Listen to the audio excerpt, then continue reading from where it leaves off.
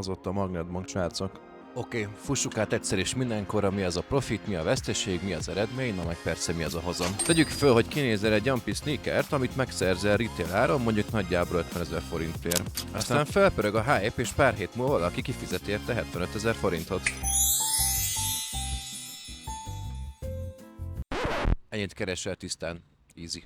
De mi van, ha benézel egy dropot, beesik az ár, vagy csak nem jön be a modell, és csak 30 000 forintért tudod eladni?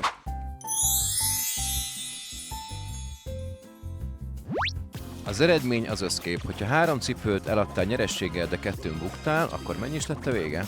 Mondjuk a nyerességgel eladott cipőnkön kerestél egyenként plusz 30, plusz 20, plusz 15 000 forintot, de 2 cipőn buktál viszont 20-20 000 forintod, akkor az eredményed plusz 25 000 forint.